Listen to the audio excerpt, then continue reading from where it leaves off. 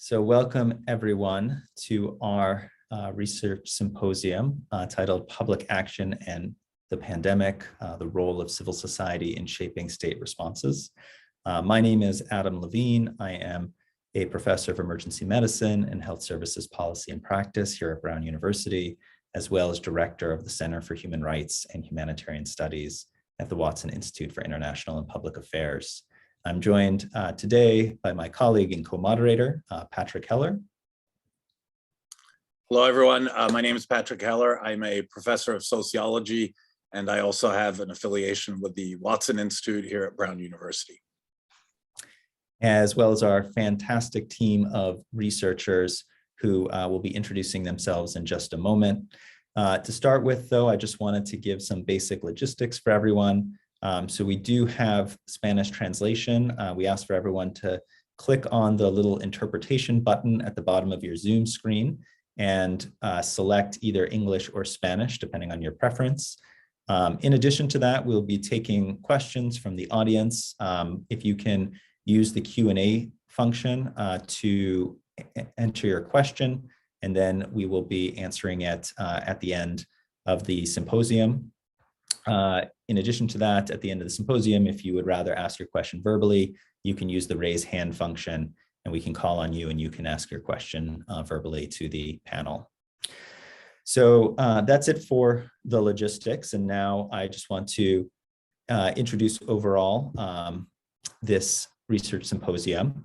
So firstly, I want to tell you a little bit about the purpose. We know that over the past 2 years, every country in the world has been impacted by the COVID-19 pandemic, but the effectiveness of state responses to the pandemic have varied significantly, both in terms of addressing the pandemic itself, as well as addressing the secondary effects of the pandemic on society.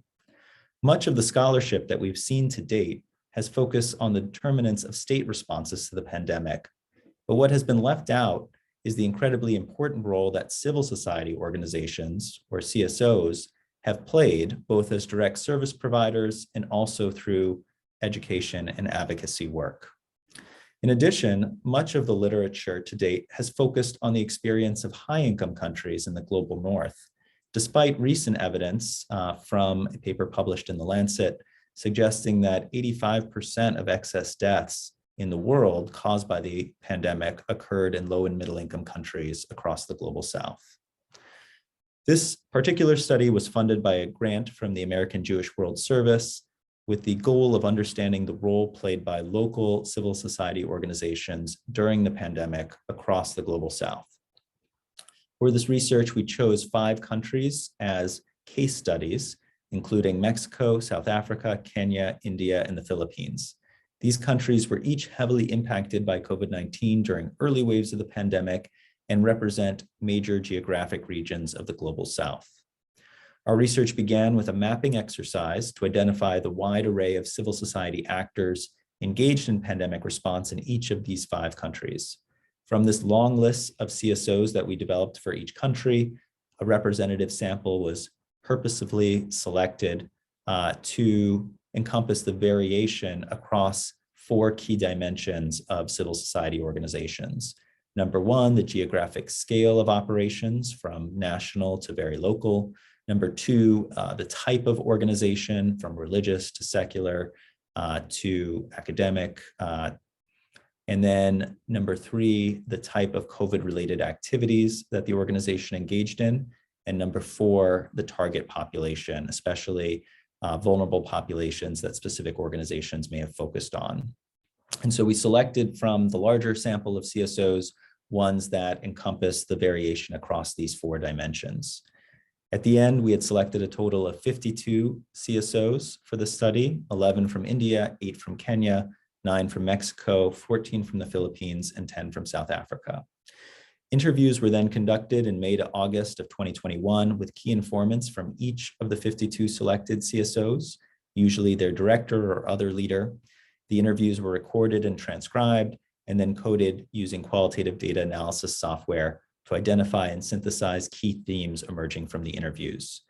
These were then written up into memos that were then compared across different countries to identify themes that emerged collectively from multiple different countries. And we're very pleased to be able to present those to you today in this project. Before we do, though, I just want to have our panel of researchers introduce themselves briefly. Hello, everyone. My name is Yeva Jumbida, and I'm a PhD candidate in sociology at Brown.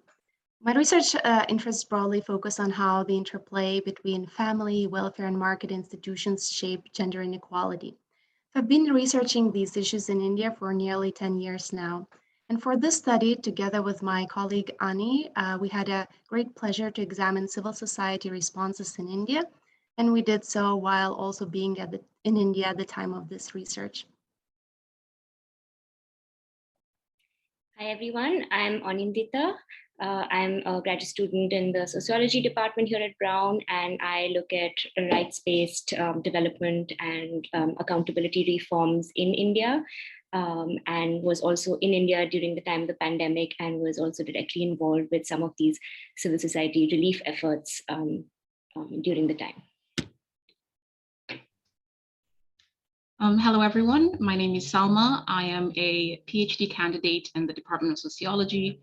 My interests are in demography and development more broadly, and I'm looking at studying the labor market in Kenya, particularly unemployment among those with higher education. So my experience with the civil society project seems to me as a foray into a new area, and it's been really rewarding to work with my colleagues and to study this important topic. Thank you. Hi, everyone. My name is Maria Lopez Portillo. I'm a PhD candidate in sociology as well. My research focuses on the making of indigenous policy in Mexico since the 60s, and I focus on the interaction between state, professions, and social movements. I'm currently in Mexico City, and I've been here since 2020. This is where I carried the interviews. So I'm excited to share the results with you. Thank you. Hello, everyone. I'm Maria Karina Saliandria. I am an associate professor at the Department of Sociology at the University of Santo Tomas in the Philippines. I am an anthropologist who have been working in the intersection of society, health, and environment. I am also currently a fellow of the CHRHS. Thank you. Hi, I'm Ben Bradlow. I'm a lecturer in sociology at Harvard University and PhD alum of the sociology department at Brown.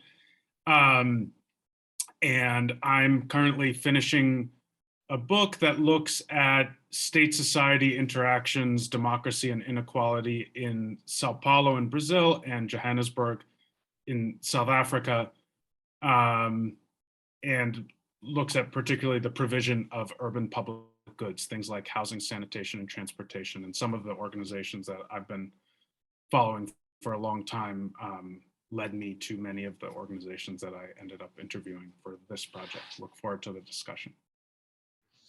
Thank you. So before we begin with the research presentations and answering of questions, I want to turn it over to my colleague, Patrick Heller, to give us an overview of the importance of this work within the larger sociology and CSO literature. Thank you, Adam. So I think we all recognize what a terrible human tragedy the pandemic has been, both in terms of the loss of lives, but also the extraordinarily adverse welfare effects, and especially, as Adam has already highlighted, in the context of the Global South. That said, the pandemic in many ways has been an examination of the body politic. It has revealed some of the strengths as well as some of the weaknesses of the capacity of public authorities to deal with a public health emergency, and one, moreover, that has significant welfare consequences. I think this project is unique in three respects, which I just want to briefly highlight before we get into the specifics of some of our findings. The first is that in the literature on development and the role of the state and public authorities in advancing and supporting development, including in particular social development, there's been a lot of focus on states, there's been a lot of focus on policies, on bureaucracies, on international aid organizations. But increasingly, I think we've all recognized that Civil society can play an absolutely critical role in supporting the state in these various developmental endeavors. And in particular, in the recent literature on civil society, there's been a lot of emphasis on what scholars have called co-production. That is the simple recognition that many of the tasks that the state faces in providing public goods, and especially public goods such as education and health, require cooperation from civil society actors. It's difficult to educate without the help of teachers, parents, and students. It's difficult to deliver good public health without working with doctors, nurses, and health personnel. So this idea of co-production has really brought the role of civil society into sharper focus. Second, while there's a broad recognition that civil society has a key role to play, we don't really understand the dynamics of co-production. We recognize that there are positive sum returns for states that can work closely with civil society, but we also recognize that it's actually difficult to realize these kind of synergistic relationships. Civil society itself is extraordinarily diverse. It can be weak, it can be strong, it can be fragmented, it can be coordinated, and civil society organizations have many different ways of actually engaging with public authorities. And one of the key questions driving this project was to be able to better understand and unpack those specific mechanisms. The third point is there's very little comparative work on civil society. Oftentimes we study civil societies within specific national contexts, but civil societies are historically and regionally specific, and there's tremendous variations across countries in the actual nature, the composition, and the effects of civil society. So in that sense, this project is quite extraordinary and quite unique, since we're focusing on 5 separate cases.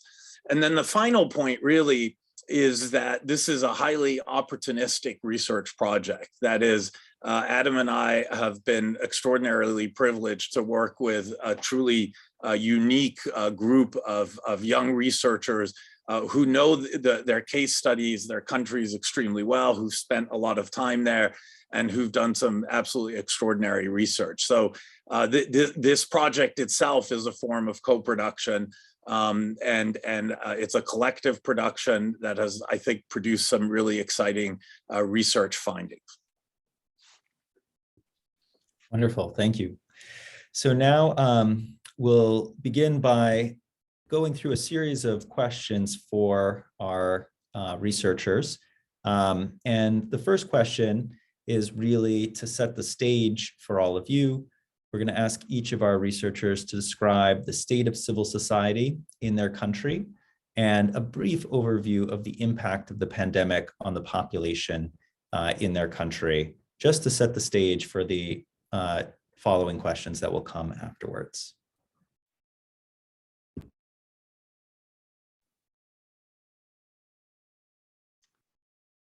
So I'll start with India. So civil society scene in India is extremely large, broad, and vibrant. By one government estimate, there are over 3 million registered NGOs in India, which would amount to 4 NGOs per 1,000 population in urban areas. So the scale is really big. So there are many ways how to classify civil society organizations in India, but we kind of tried to simplify it and focused on 3 broad categories of organizations based on the claims that they make and the work that they engage in. So first we have rights-based organizations and social movements. So these are these include loosely organized networks and campaigns that mobilize around rights-based concerns. And some of the most prominent, well-known movements are centered around redistributive concerns and legal entitlements to basic social rights. Some of the most prominent campaigns include right to food or right to information. So next category is civil society organizations that work to directly provide or strengthen services, which are often the primary responsibility of the state. So here we have developmental NGOs that either work closely with the state to co-produce the services, or those that offer alternatives to state provided services such as education, skill training, shelters, and so on. And finally, the next bucket The third bucket is organizations that are more sort of identity-based, typically based on religious or caste identities. So they often operate as charities catering to specific communities. They can run educational institutions, set up medical dispensaries, and so on. Some of them may also have political aims. So now moving on to thinking about or talking about how, what was the impact of the COVID pandemic in India? So broadly, just to put it in perspective, India has witnessed 3 large COVID waves, with all of them being really different in their impact and consequences. In our study, we focused on the 2, the first and the second, as the third wave happened after this research was done. And so, so now during the first wave, the impact of the virus was not as large as the impact of the lockdown that was implemented to contain the spread. So the Prime Minister of India implemented one of the strictest nationwide lockdowns in the world. He gave just a few hours notice to the country to prepare for the emergency. So naturally, millions of people, including the government and bureaucracy itself, they were caught off guard and unprepared. So millions of domestic migrants lost their jobs and they were stranded away from home with little food and no shelter. So it was estimated that over 100 million people lost their livelihoods in April and May in 2020. So the wave was generally just called as a huge humanitarian crisis. So now the second wave was much more devastating in its infections and fatalities. It was marked by oxygen crisis and completely overwhelmed healthcare systems, especially in Delhi, where it kickstarted. People were dying before reaching hospitals, and this health crisis lasted several weeks. According to one recent study published in The Lancet, India had over 4 million excess deaths due to the pandemic, which was significantly more than in any other country. So finally, I think it's also important to note that the effects of the virus and welfare consequences varied by state. So states which had invested more in building healthcare capacity long before the pandemic and had stronger governance mechanisms, they were better prepared to handle the second wave and the first wave than other states which didn't have that investment. So yeah, that's it for India. I'll move on to Kenya now. Civil society in Kenya can be thought of as highly diffuse. The most prevalent form of association are self-help groups, mostly identity-based, women or youth. There's long been a tradition of Harambee, community self-help, particularly in the areas of education and health. But then there's also important, larger, well-established national organizations working on human rights issues, as well as, prominent trade unions. But here as well, there is diffusion. It's been observed that civil society in Kenya does not have a common political project due to fragmentations, due to class, religious, and ethnic fragmentations. And then the last feature I'd like to highlight about Kenyan civil society is the importance of foreign aid and international NGOs throughout the country, but particularly in Nairobi. There's a general formal style that can be described as, NGOism in this sector. And I'd also like to highlight the importance of social media and expanding spaces through courts for individuals and smaller groups to contest against abuses by the state. And so going to the story of the pandemic in Kenya, this is a story that is developing, and I think our understanding is only changing and can only change more. So had you asked me 2 months ago, I would have emphasized the economic implications of the lockdown measures. Kenya, the state introduced exhaustive lockdown measures, travel restrictions that really impacted the service sector and the tourism industry, upon which the Kenyan economy is dependent. About 50% of GDP is generated from these sectors.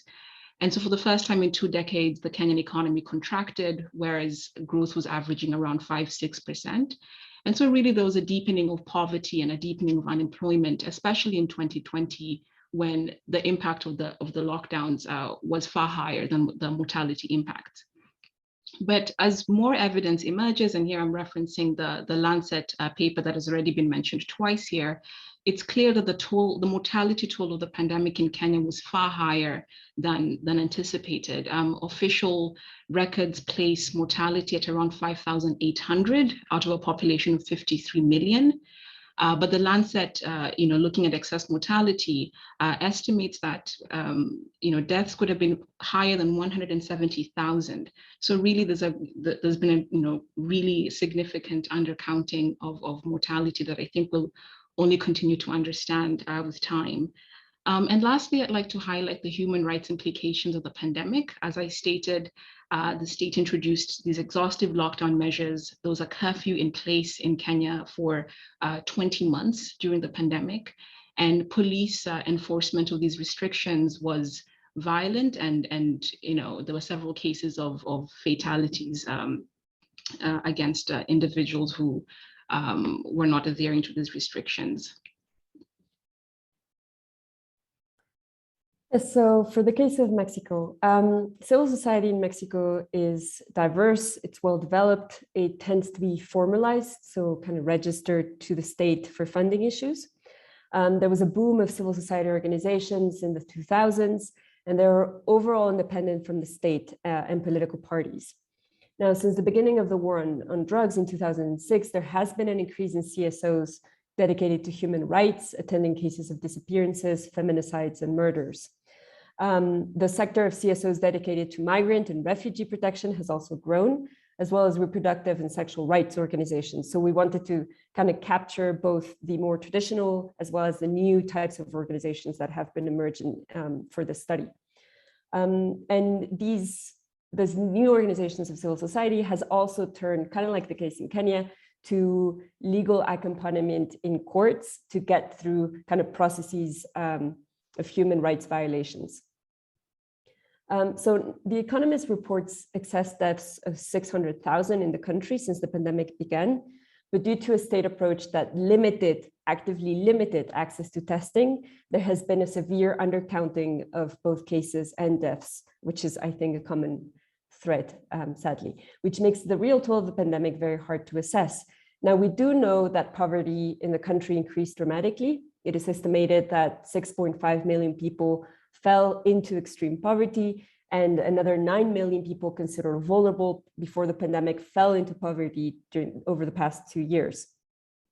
This increase can be a result of the loss of jobs and income from the economic crisis brought about by the pandemic and the lack of any sustained welfare support to stave off this impact.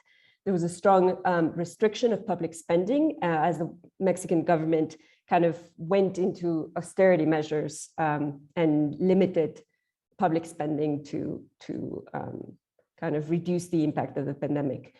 There was only one national lockdown from the end of March to the end of May 2020, but schools were closed for over 250 days, which is one of the longest periods in the world. We know that the education system lost 5.2 million students from primary school to high school during this time. So we cannot still measure kind of the long-term impacts of this educational loss. I think that's it. So in the Philippines, the rise of the civil society organizations could be historically said as fulfilling the need to complete what the state cannot produce. So the role of CSOs as partners of the state was institutionalized sometime in 1987 through the Philippine Constitution, which allowed the registered organizations to access development funds. International organizations, just like in the other countries that I have discussed now, play an active role in the Philippines as well. They engage with national and local organizations through financing and capacity building programs. For this project, CSOs working on service delivery and advocacies were invited. 11 of the organizations in this project are engaged in service delivery, while 3 are in policy and advocacy activities. During the pandemic, the Philippines receive a lot of criticism from international organizations. And in the Southeast Asian region, the Philippines comes second in terms of total number of cases, which reached about 3 million back in January, compared to Indonesia, which logged a total of 4 million. Although recent statistics have shown that cases are significantly low there are still calls for transparency as gaps on testing remain. 2 years into the pandemic, the country's resilience rating remains the lowest in a multi-country ranking released by Bloomberg back in January as well. Being one of the last countries to launch a return to school program and having the longest lockdown in the world, I think there's a competition now of who has the longest lockdown. The Philippines only lifted its lockdown back in February. So having the longest lockdown, the quality of life of most Filipinos have drastically declined. Reports of high incidences of mental health issues during the pandemic provide a perspective on this. A key feature of the state's response to the pandemic is its leaning towards a militarized approach, having several pandemic-related agencies led by retired military personnel and the deployment of uniformed personnel across the country to implement rigid lockdown protocol, which saw the arrest of civilians, some bordering on human rights violations, which is pretty much similar to Kenya. Complicating this is the entanglement of the pandemic response with the state's war on non-state armed groups, which was amplified with the enactment of the anti-terror bill. This affected the work of CSOs who are engaging with communities identified by the state as tension zones. Ben? Yeah, so the context for civil society in South Africa is to a significant degree still shaped by the very strong role of civil society in the struggle against apartheid and for democracy in the country in the late 80s and early 90s. And that civil society basis for the transition included a large national coalition of trade unions, neighborhood movements, church-based organizations, cultural groups, artists, and intellectuals. Today, contentious civil society and social movements are increasingly disconnected from the government, which has been ruled since 1994 by the African National Congress, the party of Mandela, which has articulated itself in the democratic period as a vanguard political formation that has kept civil society at arm's length. Particularly over the past 15 years or so, community-based organizing in the country has become fragmented both geographically and in numbers. So that means you see very few citywide or regional coalitions, and there's no national scale grassroots organization in existence today. But despite this fragmentation, community-based organizing is extremely active in South Africa.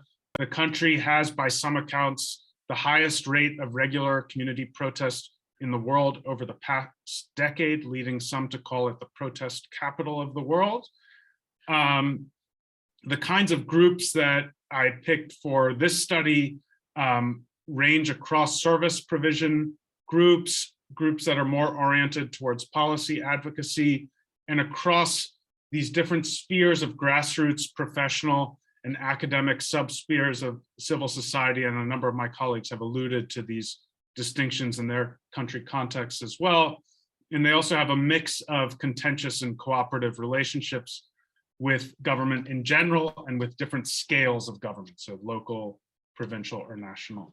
In terms of the basic context for the pandemic in South Africa, on a public health basis, it's had a major effect. You have an extremely high death count, and particularly when you look at the excess death measures, which reached an estimated 302,000 by the end of 2021.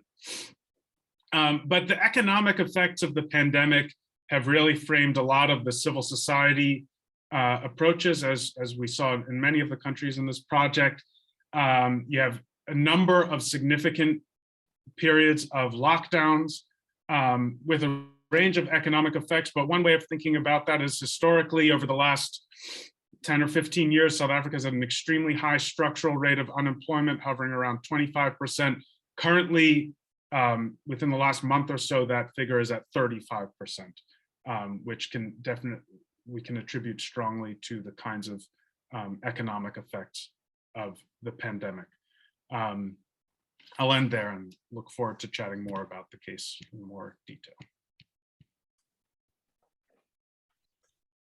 Good. So thank you, everyone, for those extraordinarily powerful and succinct summaries of the tragic effects of the pandemic, both in health terms and in welfare terms, and your concise descriptions of the role that civil society has played in responding to the pandemic. Adam and I are now going to pose a series of questions, and ideally we'd like all of you to answer all of the questions, but there are too many questions and we want to make sure we get through a wide range of questions. So we'd ask that only one or two, possibly three of you actually respond to any given question. And I'm going to begin by building on a theme that's already emerged from your presentations. We know civil society is incredibly diverse. There are many different axes along which one could try to disaggregate civil society, but the obvious one, which you've all mentioned yourselves, is the difference between formally recognized, somewhat professionalized so-called NGOs or CSO, civil society organizations, and the more informal local expressions of civil society. In your case, in your country, can you tell us what the difference has been in terms of the capacity of the more formal versus the more informal parts of civil society to actually mobilize resources and to actually address challenges during the pandemic? Who's going to start? I'll start Okay. for India. So thank you for this question. So in India, the extent to which civil society organizations in our sample engaged in relief efforts definitely varied by organization type and the resources they managed to leverage. So resources and networking prior to the pandemic was really important. So it became clear that those organizations that were formal and more established and focused actually on multiple sectors like education, livelihoods. So those that covered more of these we're engaging in different activities across different sectors. So those were able to significantly expand the scope of their activities during the pandemic. And they often involved in efforts related to healthcare and social services like food provision. For example, one prominent organization, Hemkan Foundation, which has, I think we have some representatives here. So they have conducted various education and livelihoods projects for a while in Delhi. So they emerged as a key player in not just Delhi, but also larger North India area to provide oxygen and some medical supplies during the disastrous second wave. So this was possible to do so because they had networks and logistics business, which helped them quickly obtain and distribute large amounts of oxygen cylinders. So other well-established NGOs like the Center for Youth and Social Development based in Odisha. So they've been a prominent organization in the eastern state of India where they worked across different sectors. As I mentioned before, they were working across education, livelihoods. So they managed to leverage their resources to provide livelihood support for returning migrants, help village authorities run isolation centers. They helped link beneficiaries to multiple government entitlement schemes, and I can continue listing their activities more and more. But the point here is that the broader the scope of operations before the pandemic, the broader the sort of scope was during the pandemic. So smaller organizations that those were maybe less formal, I wouldn't say informal, they're all registered and kind of formalized, but just smaller in size, those that were rooted in a particular neighborhood or several neighborhoods. They also kind of increased their activities in providing relief and other services, but the scope and geographic reach was more limited. So for instance, we had a couple of organizations based in Chennai. they were focusing on providing supplementary education to children or skill development programs. So they continued doing so by sort of adjusting how they did those activities rather than pivoting to completely new activities.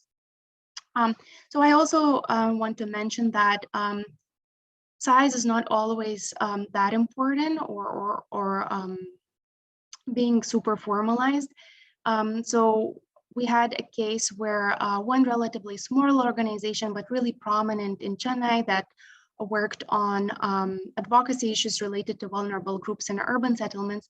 They were able to advocate the municipality to address issues pertaining to homeless, provide relief, stall evictions. So that was possible to do so because of the prior established connections with the city's bureaucrats. So I would say overall, the scope of activities and reach was determined more by organizational resources and networks, not necessarily size or the level to which they were formalized. Thank you, Yeva. The end of your response segues perfectly into the next question I had. So as you stress, it's maybe less size and more initial resources and networks, et cetera. And in giving the examples that you gave us, you reminded us that civil society has operated across many different sectors: health, education, service delivery, policy advocacy, protecting vulnerable groups, et cetera. The full spectrum of sectors of that where civil society is active in normal times in developing countries. They became clearly even more active during the pandemic. So I have a really challenging question for any of you who want to take it on. Looking at your cases and looking across these various sectors, is there any particular sector or sectors that you can identify where you think civil society was particularly active and particularly successful? And if so, what does that tell us about the nature of politics and governance in your country? Yeah, I'll take this one. So by far, the most common form of intervention in Kenya, and certainly across the other cases, was in the direct provision of basic goods, particularly food, as well as cash transfer payments. So that was the most common. But I think given the scope of the need, I think the most significant impact was in the sort of contentious organizations. I'm talking here of the Union of Medical Practitioners, as well as human rights organizations that directly contested the state's response, which, you know, militaristic, highly securitized, as Maria and I sort of mentioned before. But going back to the provision of basic goods and what that tells us about the state of governance in Kenya, I think, you know, Patrick sort of framed the conversation in terms of the co-production between civil society and the state. And I think the case of Kenya, which is a departure a little from the other cases in the sample, is that there wasn't so much co-production. Civil society organizations very much were bypassing the state and not really expecting or anticipating that the state would meet the social welfare needs of populations. And so when I posed to key informants how they were engaging with the state, the responses were mostly they knew about us or they approved of it. So it was very much really just providing services and not really waiting for the state. And I'll also just add that in thinking about governance in Kenya, the Kenyan state is a very good international player. And what I mean by that is at the very beginning, it met benchmarks, including its pandemic response was very much through fiscal policies and tax relief. But as a few observers noted, such interventions were not reaching those in the informal economy or those who make their livelihoods outside of a tax system. And so yeah, the state's responses were a bit misplaced and civil society wasn't waiting for the state. Anyone else on this question? Ben? Yeah, I'll also comment on this.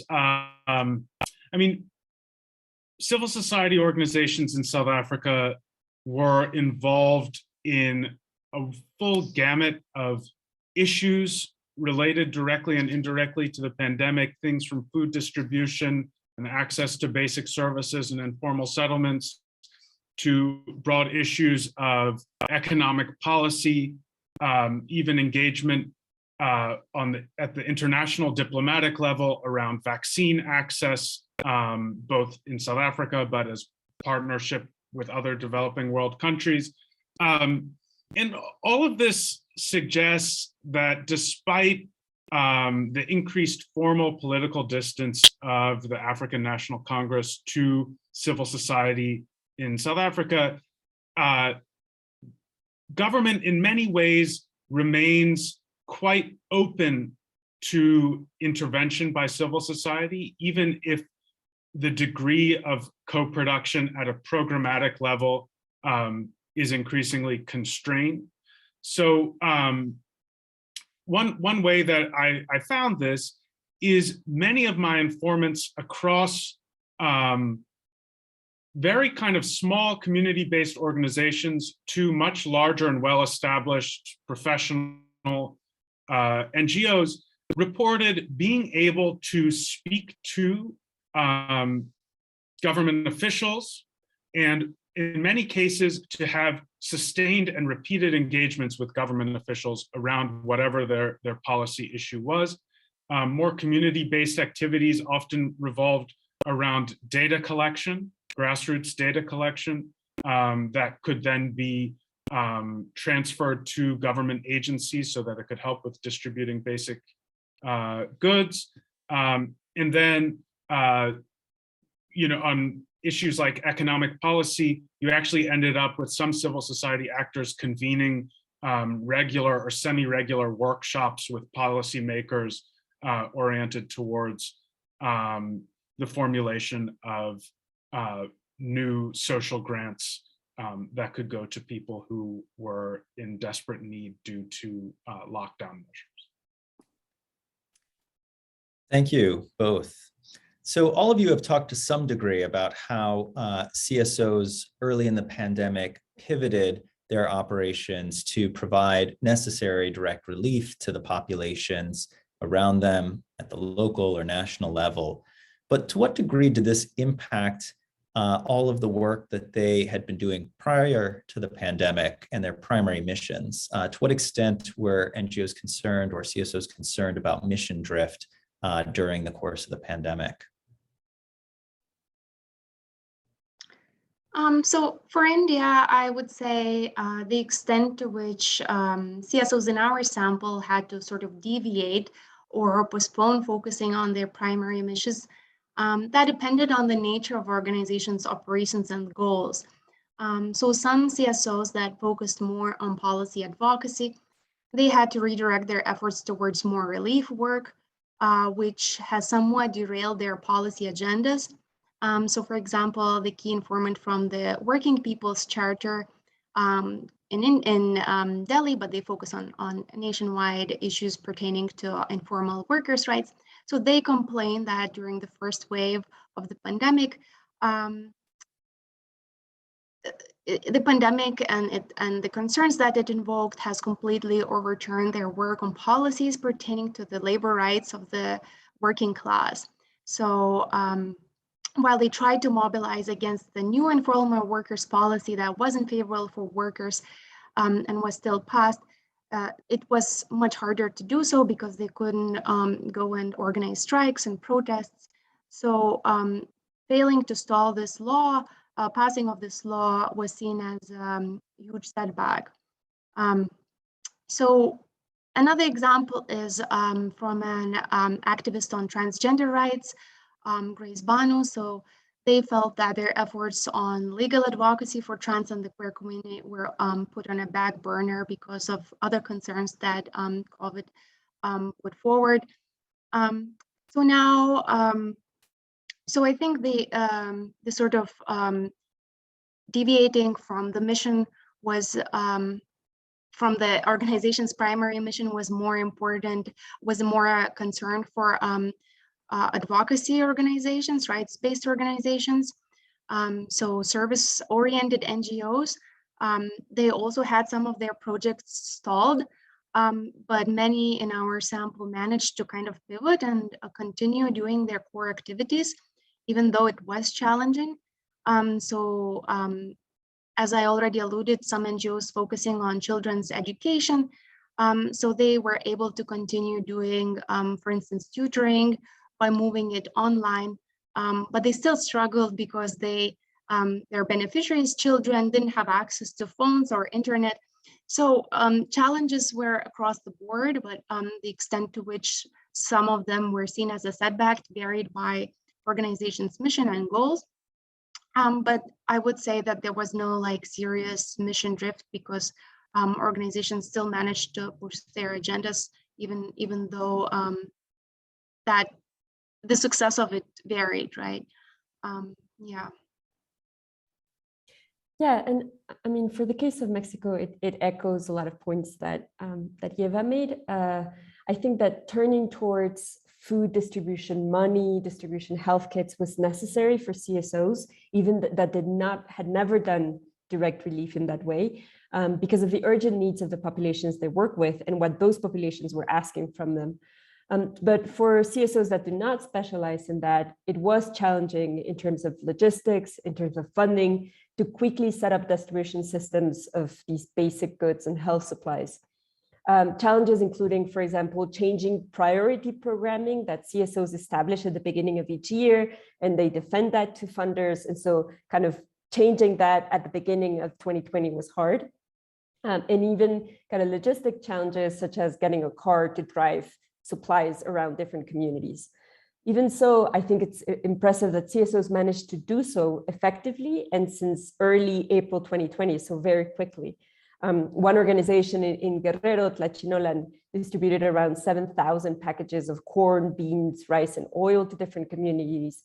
El Caracol in Mexico City distributed sanitary kits and different types of food to homeless people in the city in a context where sanitary kits like masks and antibacterial gel was hard to come by.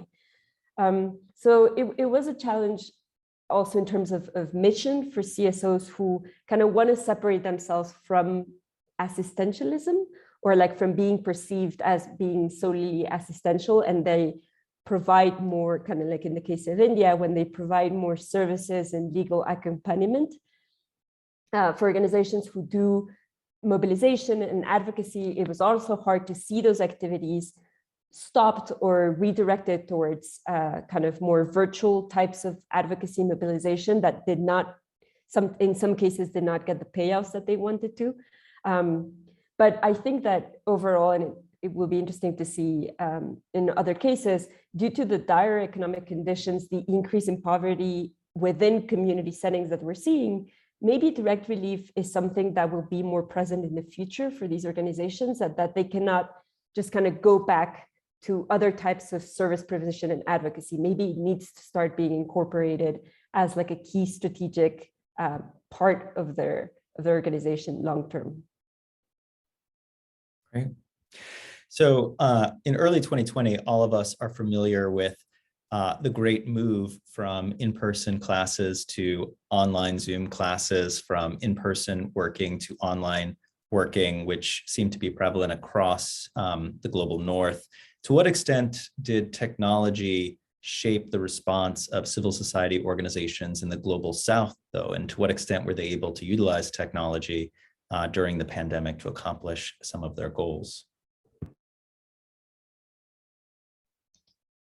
I think in the case of Kenya, it would be absolutely fair to say that without technology, and in particular, mobile money transfer technology, the work of civil society in the pandemic could not have looked the way it did. And so in terms of thinking about remotely assisting vulnerable households, it was much easier to directly provide cash transfers through M-Pesa because, at this point, phone usage and M-Pesa is nearly universal in Kenya.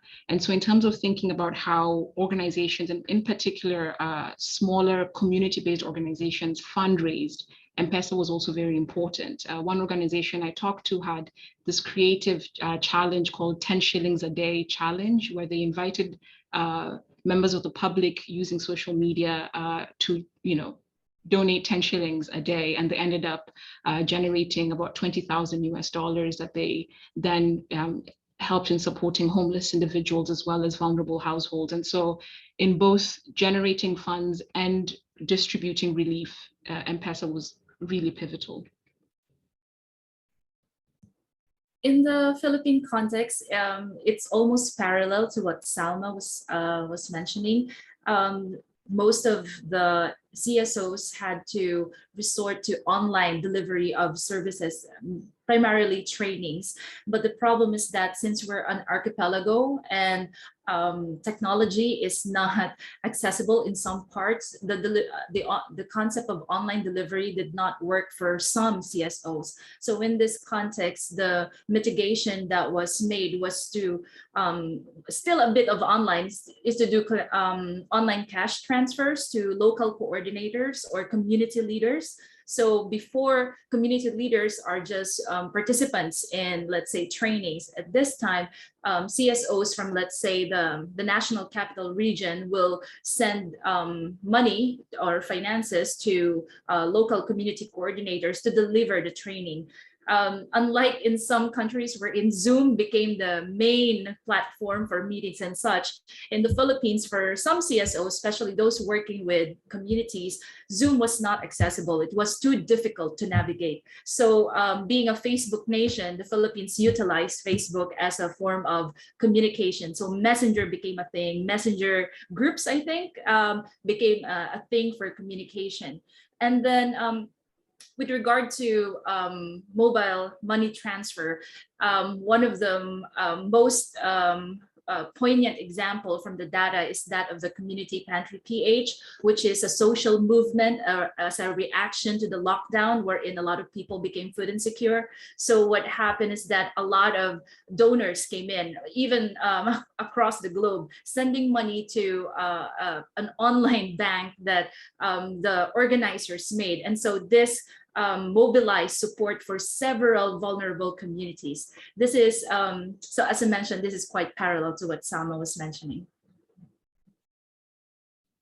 Yeah, you know, in South Africa, there's definitely a number of commonalities with what we've heard from Kenya and the Philippines. One key issue in South Africa for more community-based organizations was that South Africa has some of the highest cellular data charges anywhere in the world. And the increased reliance on communications technology for basic aspects of organizing in lieu of face-to-face meant that among the community-based organizations that I interviewed, the key resource constraint and the key need that was expressed in terms of resources for organizing as a practice had to do with cellular data itself. And so, you know, it was kind of surprising to me initially because I kept expecting to hear about other kinds of resource needs, like, well, we needed to distribute food, we needed to distribute X, Y, Z. And what people kept saying is we needed the data so that we could just stay in touch. So that was just kind of a surprising dimension of the technology story from South Africa. Thank you, guys. So this next question comes in part from Dan Smith in our audience, and I will also encourage everyone in the audience to start typing your questions into the Q&A box now. But we know that during this pandemic, misinformation had a huge and important role, some of it perpetuated by the states itself. What role did the civil society organizations in your countries play in either countering or reinforcing misinformation, and how successful were they at that? I'll take a first go on this. So one of the key areas of contention in the Philippines is the data on how many people were really affected by COVID. So the state's data on that has been constantly contested by CSOs working in the media and professional organizations as well. And so they also release online their own analysis of data based on hospitalization rates and such. Another way that, another thing that I'd like to highlight is that of the role of a CSO based in the autonomous region of Muslim Mindanao, which is a conflict zone.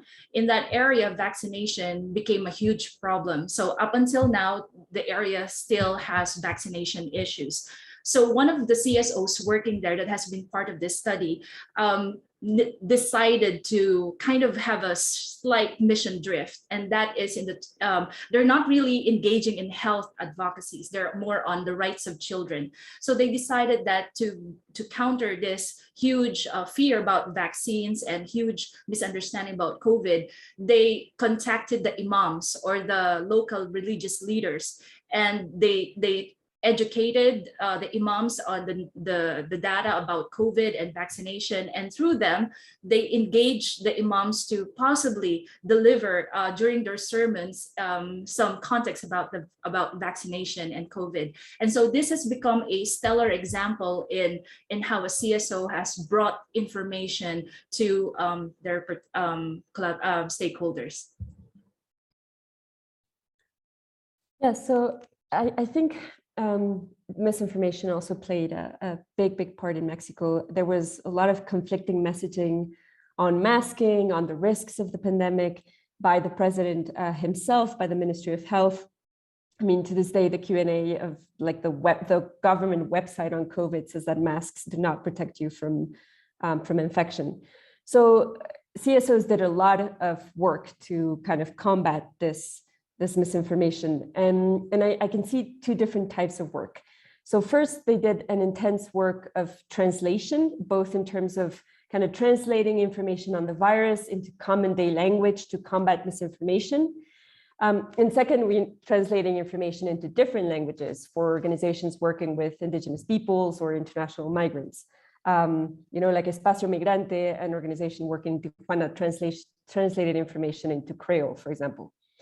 A second type of information work was, and I think Ben mentioned this for South Africa, it was capturing the impact of the pandemic on populations who tend to be invisibilized in statistics and that were systematically invisibilized by the state on the statistics it released on COVID.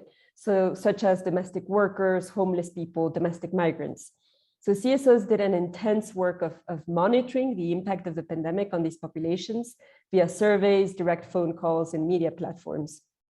One key example of this was the Observatory on Gender established by the national organization HIRE in cooperation with other 33 organizations to monitor the impact of the pandemic on different populations of women at the national level.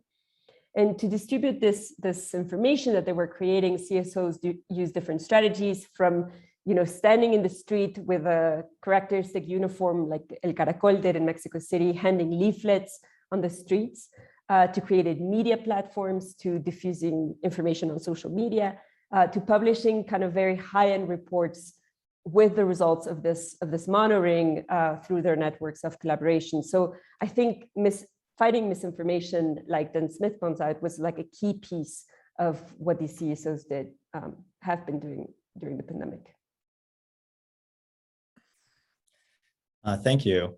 I will definitely ask folks to enter questions you have in the Q&A because we would love to start getting to those. Maybe please do that now, and I'll just turn it to Patrick maybe to ask one more question, and then we will try and tackle your Q&A questions as you write them. I want to build on something that Salma said. I opened by saying that ideally civil society co-produces with the state. And it's true that in a perfect democracy, that's what you'd like to see, a synergistic relationship. To be clear, there are no perfect democracies. We have 5 democracies here, including the one we're sitting in, which are very imperfect. And in imperfect democracies, the role of civil society, as we've just discussed on the information issue, is often a contentious one, of holding the state to account, of exposing malfeasance, of mobilizing the unmobilized or problematizing the unproblematized. From the research you've done, have any of your organizations had to somehow find a balance between, on the one hand, working with, cooperating, engaging with the state, and on the other hand, at the same time, being openly critical and being contentious. Can you give us any examples? What does that look like? And how does one balance those two seemingly conflicting imperatives? I can start off with that just because I think that the results surprised me a little bit and speak differently than other cases. So, you know, in Mexico, there was like a co-productive kind of positive relationship between state and CSOs overall before 2018. But since the start of the current administration, there has been a strong discursive confrontation between civil society and the executive of Andrés Manuel López Obrador. And this confrontation has been aggravated since 2018 and through the pandemic by a decrease in the resources transferred from the federal government to CSOs in a context of fiscal austerity. So state CSO relations in Mexico are bad and are likely to even become more contentious in the future. I think that overall the pandemic showed the divide between a federal government that is disinvesting in social and humanitarian issues beyond policies of direct cash transfers, and a civil society that is more outspoken against the state every day. So the key informants for the study kind of characterize the state as being dumbfounded, as being unresponsive, and as being irresponsible during the pandemic. The overall feeling was that the state was absent from pandemic response. And this was something that kind of was repeated again and again and is different from the other cases. So its offices were closed for months. State bureaucrats that CSOs used to work with were unresponsive. There was no clear messaging about any policies and no initiatives to collaborate. Now, this was the federal government. At the local government level, it seems that they were more responsive to CSOs, and some did establish partnerships, especially for direct relief, like food distribution. But local states also exhibited their limited capacity to deal with kind of the multiple health, economic, and security crises that were happening. So I think that the balance, the very delicate balance between CSO and state co-production was broken. And I think that it will keep being very contentious in the future. Just to come in from the South African case, Patrick,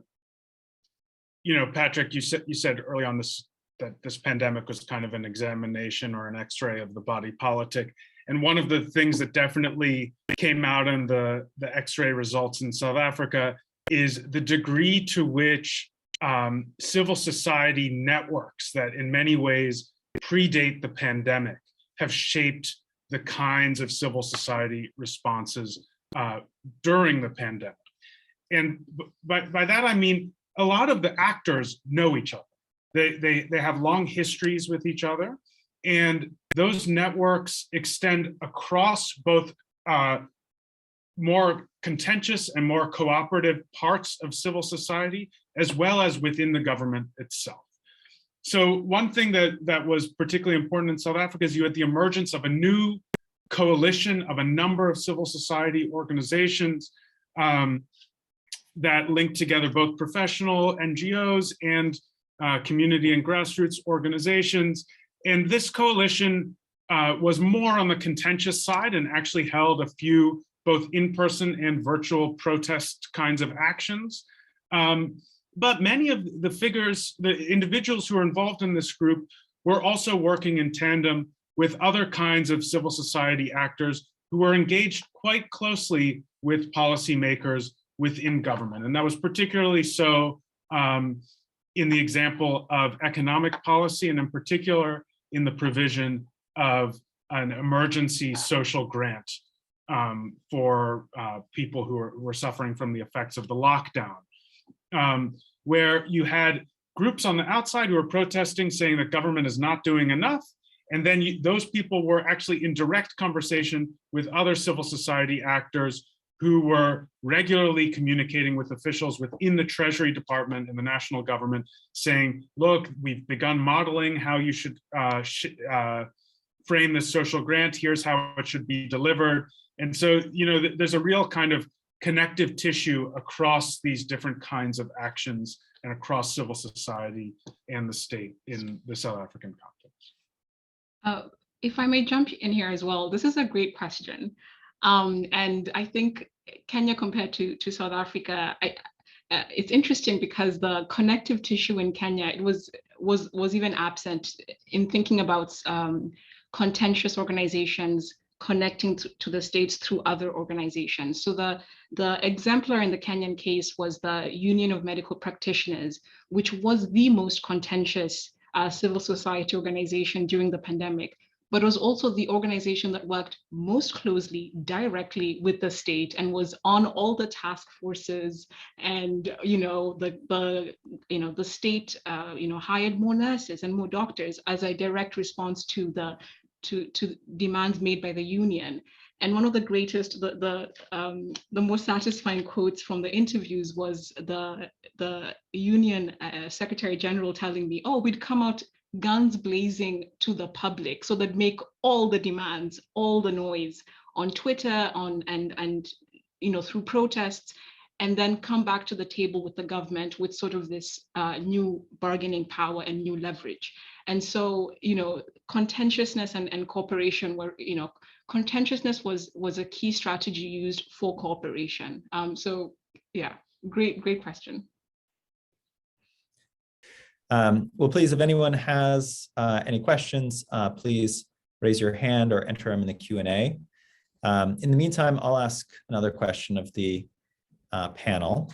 So, the pandemic was an interesting and different situation in that while all of these CSOs were responding to the demands of the pandemic and the impact on populations, their own staff were also being impacted by the pandemic directly, which is really different than their prior operations on other issues in the past. How did this impact of the pandemic on the staff of CSOs, affect the operation of CSOs? I won't talk about the staff per se, but I think the organization of civil society, there was the one effect was there was a new reflection on organization of civil society in South Africa. And in particular, the striking case in South Africa is the emergence of this new coalition that united a wide range of grassroots and more professional organizations within civil society. As I mentioned, a number of these actors already knew each other, but there were a number of new entrants who were brought into the fold in the organizational sphere of civil society, who could then develop these kinds of networked connections that have characterized civil society in South Africa for a long time. One of the key kind of rhetorical exhortations that is often made in civil society circles in South Africa is hearkening back to the united front of civil society that was involved in the anti-apartheid struggle. And there was a sense in the emergence of this new coalition in response to the pandemic that maybe this could be recreated and on much more of a grassroots basis than previous attempts in South Africa. I think the reflections I got from participants within the network is that many of the old conflicts and grudges that have emerged within civil society during the democratic era ended up persisting and in some ways hobbling this particular network. But it also created a renewed sense that this is precisely what is needed in terms of strategizing for the organization of civil society moving forward.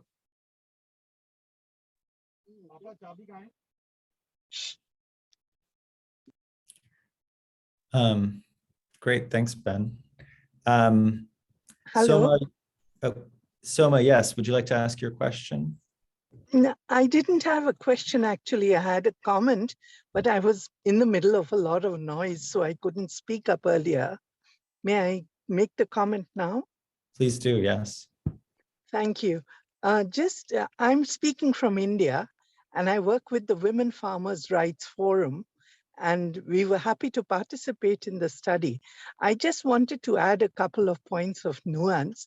One was that, the point that was made by the presenter about how the organizations that had a wider agenda were able to mobilize much more resources. there was also a deepening that was happening simultaneously. Organizations that worked with specific target groups, with specific stakeholders, were able to reach out to those segments and focused on reaching out to particular segments. For instance, in our work, we reached out to single women who were the most vulnerable and the most likely to be distressed by the lockdown. That was our focus group. And the second point I wanted to make was about how organizations came together at that time during the first and the second phase of the lockdown of the pandemic. In India, it is very interesting that at that time, new formations were coming together simultaneously with the pandemic. Natural farming was becoming a big issue. And as you know, much of our population is of farmers, was protesting at that time at the borders. And the civil society organizations on the borders of Delhi, sorry, I must clarify. So civil society organizations took it upon themselves to organize networks and alliances that could support people to return to the rural areas. And the same organizations were also involved simultaneously in organizing for rural communities to have access to natural farming techniques, to challenge this whole juggernaut of production that was based on profit, so that they would have enough food and subsistence needs could be met from local economies. I think this is an important part of the shift that's happened in our economy and in the work at the grassroots level through CSOs.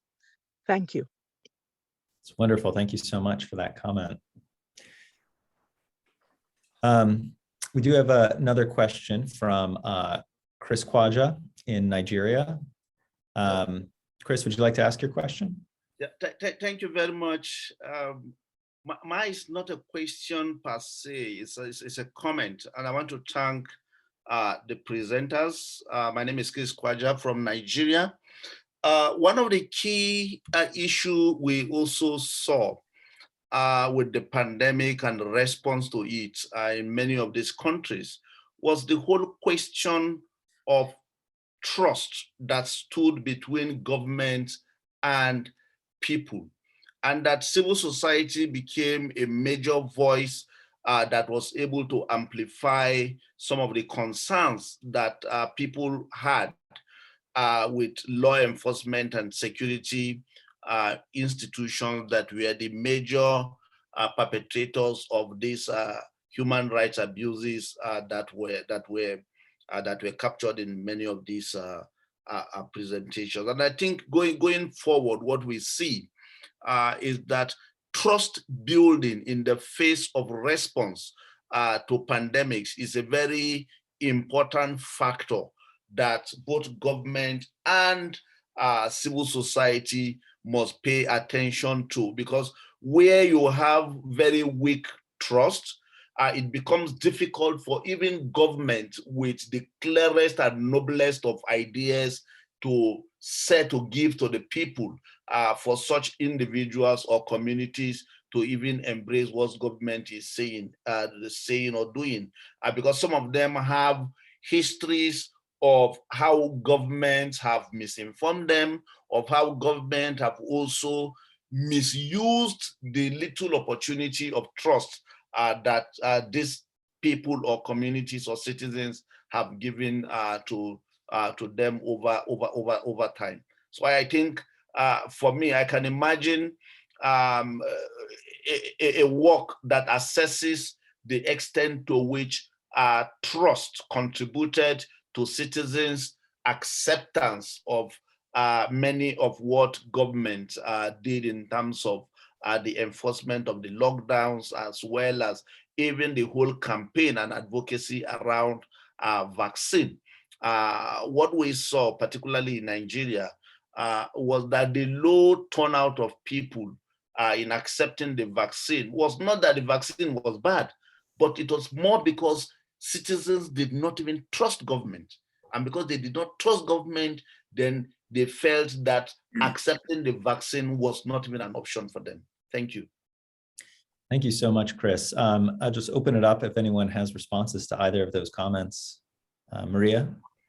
Yes, I wanted to respond to Chris's comment, which I think was fantastic, because I think across all of our cases, we have seen trust. We hadn't like explicitly thought of it that way, but across all scales of government action, the relationship that you mentioned between state and populations, but also between civil society organizations and the state, and between civil society organizations and the communities they work with. And through the pandemic, this trust was kind of contested. It was put, I don't know how to say it, but like put on trial in a way. And it clearly shows a kind of how there were certain failures of trust that preceded the pandemic. So in terms of, human rights violations, corruption, lack of transparency, violence in all of our cases, that made these relations of trust not work and not allow certain state responses, civil society responses. And I think a lot of the work that civil society and governments are going to have to do in post the pandemic is going to be kind of rebuilding those networks of trust that were broken. So yes, I think it's absolutely like something that runs through our case studies and that runs through all the levels of analysis that we're seeing. So thank you. Anyone else have any comments in response? Yeah, I think I appreciate Chris's comment and then Salma's as well. And it's striking to me that we hadn't explicitly thought about trust when in fact, in the case of Kenya, for example, and going back to Dan's initial question, misinformation about the virus itself wasn't very prevalent in Kenya. But there was a lot of conspiracy theories around government officials benefiting from the social welfare payments introduced. And so I was in Kenya at the time, and there was a lot of conversations about COVID billionaires. So really, I think if there was low trust at the beginning of the pandemic, that has only deepened. And just sort of an observation of when vaccines were being introduced, and I'll say that the vaccine rate is still quite low, only 15% of Kenyans are fully vaccinated today. But in the beginning, it was striking to me that it took the president and other high level officials getting vaccinated on TV to engender trust. So there was this sense that we have to put out the very bodies of public officials on the line to communicate that you can trust this vaccine. So, thank you for that insight, Chris. Great. Well, thank you all. Seeing no other questions, we'll wrap up with some final comments. On behalf of our Center for Human Rights and Humanitarian Studies, I really want to thank all of our attendees for joining today. And I really want to thank our panelists as well, both for joining today and for all of the intensive work you've put into this project over the past 18 months. For everybody who's joining online, I do want to say that we anticipate having the full report available publicly on our website in the next month or so. So we will certainly send out information about that, and you can check back on our Center for Human Rights and Humanitarian Studies website to view the full report. In addition, I want to also thank our sponsor, American Jewish World Service, for generously funding this research, which I think is filling a really important gap for all of us to understand the role that civil society played across the Global South in responding to the pandemic. Patrick, I'll turn it over to you for any other final thoughts that you have before we close. No, I just many thanks to the attendees and of course all those who participated in the research and were willing to speak on behalf of their organizations. And to the panelists, I just want to say you guys are brilliant. This is some really fantastic research. Adam and I have read various drafts of your reports, and Seth's begun to aggregate all of the reports into this final report that Adam and I will do some work on. But I just want to listen to the recording again because so many key important themes came up in these conversations, and there's so much more to comment on, but we are out of time. So mostly just thank you to everyone, and really looking forward to getting this report out and getting all of your feedback on it. Well, thank you all, and have a wonderful rest of your day or evening, depending on where you are. Take care.